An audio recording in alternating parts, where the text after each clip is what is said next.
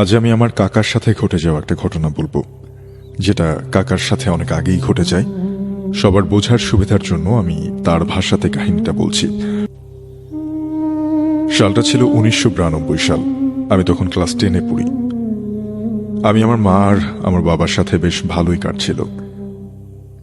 আগেই বলে রাখি যে আমার ক্রিকেট খেলার অনেক আগ্রহ ছিল সেই সময়টাতে। পড়ালেখা বাদ দিয়ে যখন তখন ক্রিকেট খেলতে যেতাম। একদিন রাতে 8টা বাজে আমি বন্ধুদের সাথে ক্রিকেট খেলতে গেলাম।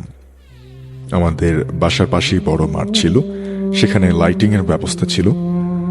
খেলা শেষ করে রাত 12টা বাজে আমি বাসায় ফিরছিলাম। তখন চারপাশে কোনো মানুষজন ছিল না। হাঁটার সময় হঠাৎ আমি কারো উপস্থিতি বুঝতে পারি। আমি পেছনে ফিরে দেখি খুব দূরে কেউ একজন দাঁড়িয়ে আছে।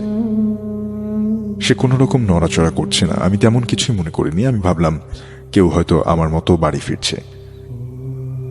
কিছুক্ষণ পরে আমি কারো একজনের কান্নার শব্দ শুনতে পেলাম। আমি কিছুটা ভয় পেলাম, এত রাতে কি কান্না করছে। আমার চোখ সামনে পড়তে আমি দূরে কাউকে দেখতে পেলাম। সে আমার দিকে তাকিয়ে কি যেন একটা ইশারা করছে। আমিও তাকে হাত জাগিয়ে ইশারা করলাম। আমি ইশারা করতেই চোখের পলক পড়তেই সে আমার চোখের সামনে চলে এসে দাঁড়ালো।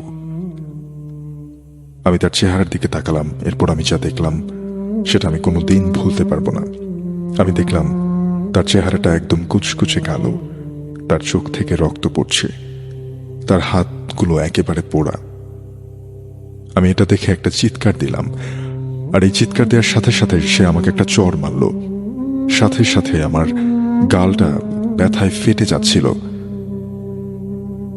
এরপর আমার কিছু মনে করতে পারলাম না, আমি সেখানেই জ্ঞান হারিয়েছিলাম। এরপর সকালবেলা উঠে আমি দেখি যে আমি আমার রুমে। আমি আমার মাকে জিজ্ঞাসা করলাম যে আমি কোত্থেকে এলাম। তিনি বললেন আমাকে নাকি আমাদের বাড়ির সামনের নারিকেল গাছের উপরে পাওয়া গেছে। এরপর মা আমাকে কবিরাজের কাছে নিয়ে গেলেন। তিনি অনেকক্ষণ দেখার পরে বললেন যে ভয় পাওয়ার কিছু নেই, আমাকে একটা ভালো জিন একটা খারাপ জিনের হাত থেকে বাঁচিয়েছে। তিনি আমাকে দোয়া করে দিলেন। এরপর থেকে আমার সঙ্গে তেমন কিছুই হয়নি। তো শফিন ভাই, এটাই ছিল আমার সাথে ঘটে যাওয়া ভয়ঙ্কর ঘটনা। ভুল করলে ক্ষমার দৃষ্টিতে দেখবেন। ঘটনাটি পড়ে শোনানোর অনুরোধ রইল। ভূত নাইটের জন্য শুভকামনা। আল্লাহ হাফিজ।